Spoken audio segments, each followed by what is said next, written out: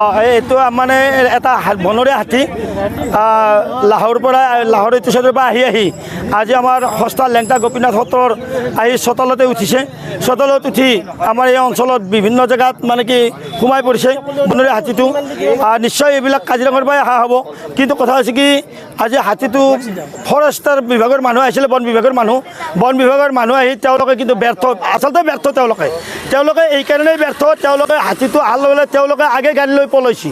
তাৰমানে ৰাইজ নপলাওঁতে গাড়ী লৈ তেখেতসকলে পলাইছে। তেখেতসকলে এনে ৰাইজৰ মাজত এটা মানে হেৰি দি গ'ল, তেখেতসকল যে ৰাইজক এটা মানে কি ব্লেম দি গ'ল যে ৰাইজে তেওঁলোকক বেয়া ব্যৱহাৰ কৰাৰ কাৰণে তেওঁলোকে পলাইছে। আচলতে তেওঁলোকে হাতীৰ ট্ৰেংকুলাইজাৰ কৰাত ব্যৰ্থ, তেওঁলোকে ৰাইজৰ ওচৰত তেওঁলোকে আজি নিৰ্লজ্জ হিচাপে তেওঁলোকে আত্মসমৰ্পণ কৰি যাব লগা হৈছে। কাৰণ কিয় এই গাঁৱৰ মাজত এটা বনৰীয়া হাতী সোমোৱাৰ পিছত বানপানীত চাওক মানুহবোৰো ক'তো যাব নোৱাৰি।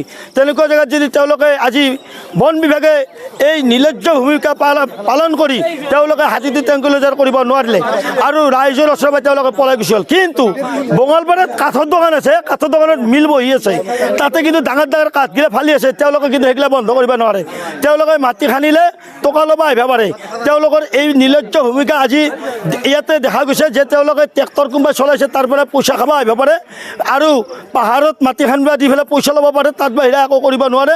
আজি সঁচাকৈ আমি হস্তৰত এই নিৰ্লজ্জ হাজৰ যি বন বিষয়া তেখেতক আমি ধিক্কাৰ দিছোঁ। ৰাইজে তেখেতৰ নিচিনা মানুহ হাজত থাকি হাজৰ পাহাৰ চাহ ধ্বংস কৰিব নালাগে। তেখেতে কাঠমিলবিলাক বন্ধ কৰিব নোৱাৰা মানুহ এটাই আৰু হাতীটো ট্ৰেংকুলাইজাৰ কৰিব নোৱাৰিলে। গতিকে আমি মাননীয় বন মন্ত্ৰী মহোদয়ক বিনম্ৰ অনুৰোধ জনাইছোঁ, হাতীটো অতি শীঘ্ৰে ট্ৰেংকুলাইজাৰ কৰি যাতে একদম চিৰিয়াখানাত বা কোনোবা বন বিভাগ ফৰেষ্ট এৰিয়াত এৰি দিয়ে, তাৰ কাৰণে আমি অনুৰোধ জনাইছোঁ।